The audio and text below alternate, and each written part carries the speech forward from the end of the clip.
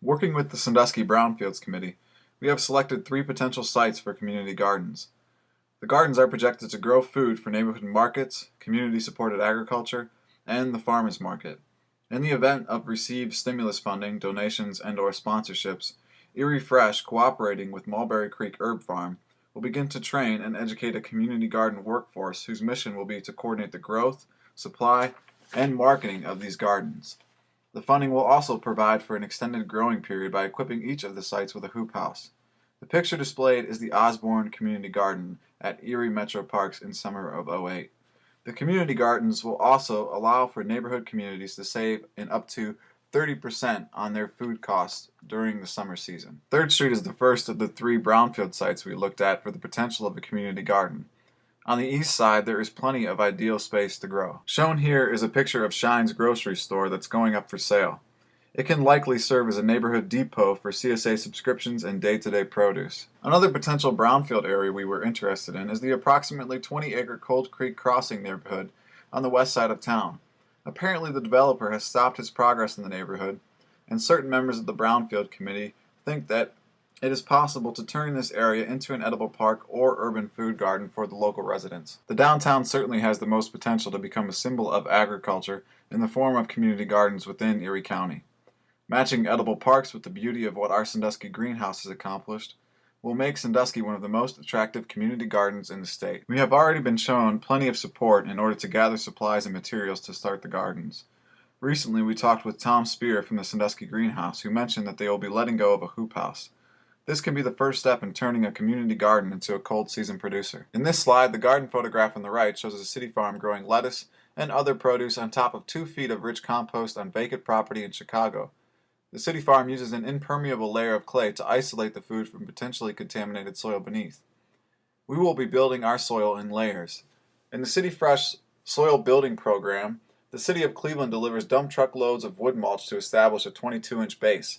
On top of this base, growing beds are established through mixed layers of cardboard, shredded newspaper, straw, restaurant compost, and finished compost. Each bed is inoculated with a pound of worms to help hasten the process of decomposition.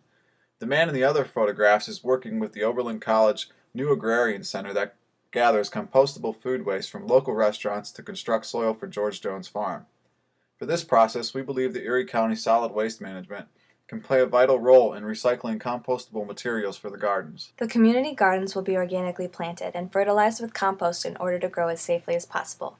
We plan on using integrated pest management tactics that will allow for nature to do most of the work when protecting our crops from plant diseases and insect pests. One element of an IPM plan is companion planting. Certain food plants flourish when planted by certain other food, herb, and flower plants. Some, like the marigold, even deter insects and small rodents. This celebrates the concept of biodiversity, and by not using intensive monoculture farming practices in these areas, we are able to preserve the integrity of the soil so that nutritious food is produced year after year.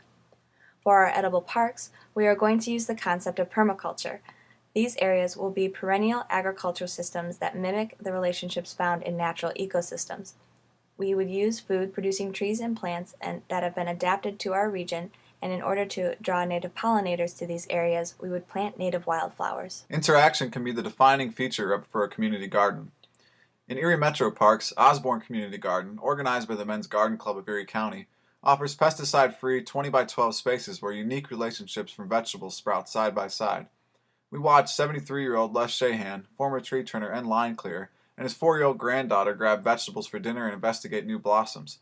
This was Mr. Shahan's first year in the Osborne Community Garden, a result from selling his home, where he held a garden for most of his life, and moving into a condominium development.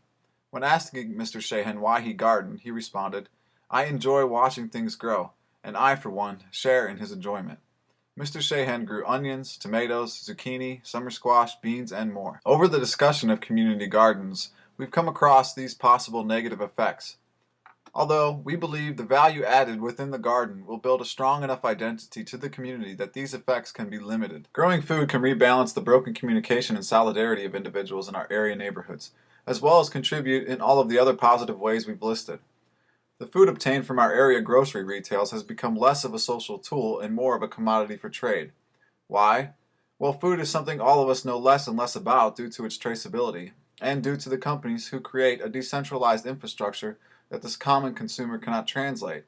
Therefore, we simply cannot place meaning to these products. On the contrast, a community garden is a social atmosphere where meaning is created side by side to its character and side by side to its grower. Surrounding cities have found the benefits in community gardens. The fact is that Toledo and Cleveland and several other North Coast communities are organizing through local public, private, and nonprofit organizations in order to make strong leaps towards this concept. This picture is courtesy of Toledo Grows' Mike Zuberla that shows a young boy with his harvest and Miss CB Kidd, who at the age of 96 still volunteers for Toledo Grows and helps pass on techniques and stories in the gardens. Last year, Toledo was able to accomplish over 50 food gardens. Cleveland, on the other hand, was able to partner with OSU Extension and City Fresh to execute over 155 community gardens across the city. We hope that as we gain ground, so to speak, future projects will include the renovation of an old downtown building for use as an agrarian college and research center. We hope to experiment with rooftop gardens and artistic garden structures.